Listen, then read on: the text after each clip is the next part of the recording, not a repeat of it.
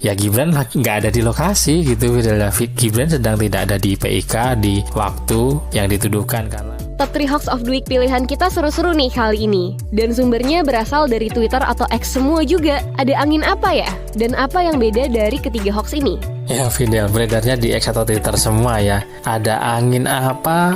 No wind no rain sih Fidel. Gak ada angin, gak ada hujan. Kalaupun ada angin, ini ya anginnya angin konten yang menyesatkan. Karena dari 321 semua peringkat kali ini ada di kategori yang sama, kategori konten yang menyesatkan. Artinya yang dipelintir, yang dimainkan adalah isunya. Dan mungkin udah beberapa kali saya utarakan juga, mari kita tidak usah fokus ke platform apa, karena yang beredar di satu platform itu akan dengan mudahnya, dengan sukarelanya gitu ya, dibagikan juga di platform lain, di medsos lainnya. Bisa dari terbuka ke tertutup. Tertutup itu contohnya seperti WhatsApp ya. WhatsApp kan populer di Indonesia, bukan salah WhatsAppnya, karena karena populernya ya, platform apapun yang populer itu akan digunakan. Tapi intinya kalau di WhatsApp itu dark social media sebutannya ya, karena dia ada fitur enkripsi, tidak terbuka seperti platform-platform yang lain, Twitter misalnya atau Facebook kalau sebarannya di setting publik, atau di TikTok dan platform-platform media sosial lainnya yang terbuka gitu ya.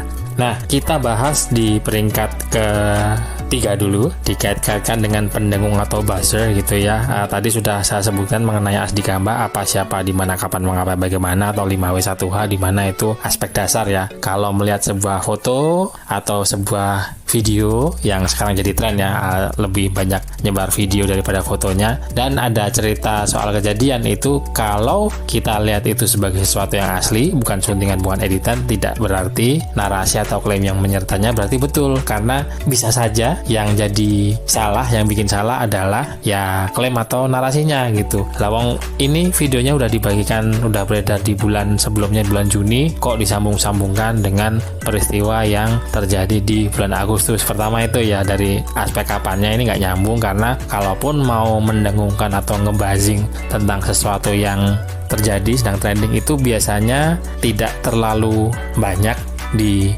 waktu-waktu sebelumnya, paling seperti kampanye bahwa akan ada kegiatan, tapi akan banyak lebih beredarnya itu pada saat kegiatan berlangsung dan setelah kegiatannya gitu. Yang artinya tadi balik ke soal waktu, bahwa videonya udah beredar bulan Juni tapi acaranya di Agustus, ya yang mau didengungkan apa, yang mau dibazingkan apa gitu ya. Itu, dan jangan lupa juga akun-akun tertentu di media sosial, pendengung itu kan profesional ya. Mereka tidak pakai emosi, tidak pakai hati, dan pernah ada kejadian di mana membazerkan, mendengungkan itu main dua kaki Fidel ya. Orang ngiranya bahwa dia itu benar-benar mendukung satu pihak, padahal yang didukung ya dalam tanda petik ya, karena profesional ya, yang didukung adalah dua-duanya. Jadi yang pro didukung, yang kontra juga didukung. Jangan lupa ada juga pihak-pihak yang memang seperti itu, bahwa mereka mendapatkan keuntungan tertentu finansial misalnya, atau populer di media sosial, engagement tinggi, pengikut atau followernya banyak, dengan seolah-olah betul-betul mendukung salah satu, padahal siapa tahu ini udah pernah kejadian yang didukung dua-duanya gitu ya. Ternyata ya main dua kaki gitu. Oke, kita geser ke peringkat 1. Nah, ini tuduhan tentang Gibran nyabu tapi disembunyikan oleh bandarnya. Sekali lagi kita kembali ke Asdikamba atau 5W1H soal kapan dan di mananya gitu ya. Ya Gibran nggak ada di lokasi gitu.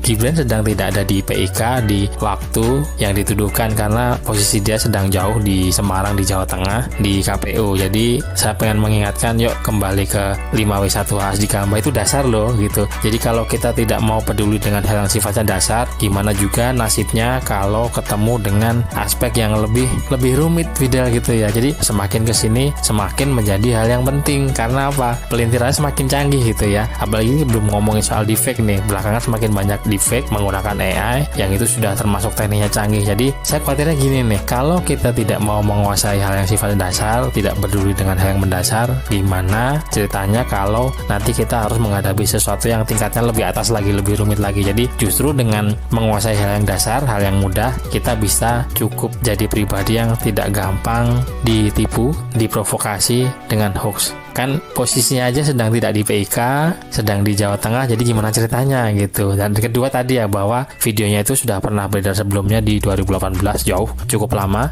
yang artinya ya kalau dihubung-hubungkan dengan kejadian yang sekarang, yang orangnya aja nggak ada di lokasi, salahnya jadi tambah satu lagi. Dari ketiga hoax yang udah kita bahas tadi nih Mas, mana nih yang mau disoroti lebih detail? Atau mungkin ada pesan untuk netizen terkait hoax yang lagi banyak beredar Mas? Ya Vida, jaga emosi, tahan jari, verifikasi sebelum dibagi ya. Especially terkhususnya jaga emosi, karena Indonesia itu kan salah satu negara di mana sara, suku, agama, dan ras itu adalah sesuatu yang melekat di kehidupan kita sehari-hari, jadi bagian dari identitas kita, yang artinya itu persoalan yang sensitif. Ada sengaja orang-orang yang memancing emosinya itu, yang salah satu paling efektif yang selama ini terbukti adalah menggunakan sara ya, menggunakan agama, ras yang berkaitan dengan identitas. Dan sekali lagi ini hal yang sensitif, itu sesuatu yang udah menjadi bagian dari pertandingan. Menggunakan kain penutup sebelum mengenakan pelindung atau protektor kepala itu dipelintir menjadi hijab atau jilbab, padahal tidak semua penutup kepala berarti hijab. Dan kebetulan karena sekarang bertandingnya itu di provinsi, di daerah yang memang mewajibkan mengenakan hijab, lalu semuanya dihubung-hubungkan, dipelintir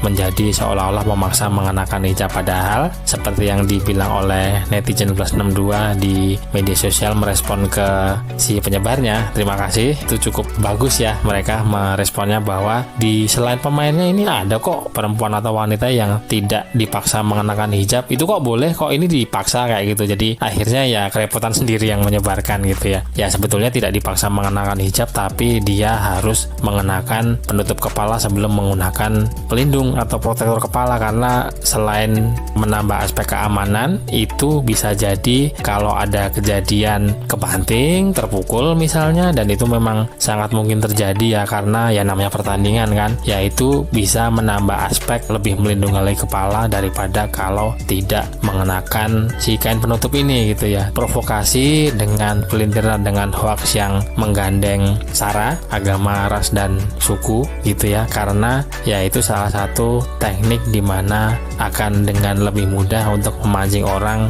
untuk emosi, Vida. Kenapa harus emosi? Karena pada saat orangnya sudah emosi, sepandai apapun dia, sepintar apapun, setinggi apapun pendidikannya, jabatannya, dan lain sebagainya gitu ya, udah dia pun orangnya bukan termasuk orang yang malas baca gitu ya. Kan dibilangnya salah satu masalah terbesar di Indonesia orang nyebar hoax itu gara-gara masalah literasi ya, malas baca. Ada beberapa kali kejadian yang sayangnya cukup sering ya, orang yang tidak bermasalah dengan literasi, orangnya pinter, jabatannya tinggi, titelnya bertumbuk-tumbuk gitu ya, tapi pada saat dia sudah terlanjur emosi ya semua itu buyar. Bukan berarti karena dia bodoh, enggak, tapi karena itu memang aspek dasar manusia, di mana semua manusia sepintar apapun dia ya, manusia itu punya emosi gitu, sesuatu yang oleh si pemilik emosinya sendiri belum tentu bisa mengendalikan. Makanya hati-hati, ada nasihat bijak yang bilang bahwa kalau lagi emosi, gawe atau gadgetnya taruh dulu, atau kalau di depan laptop ya tangannya ditaruh dulu, tenang dulu, nanti pada saat emosinya sudah turun ya silahkan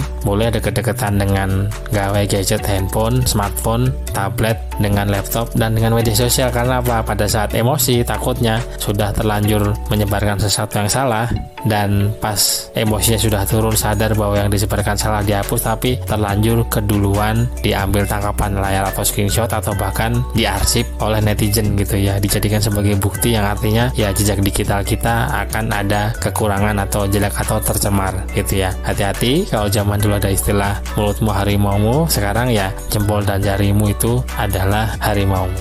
Jaga emosi, tahan jari, verifikasi sebelum dibagi.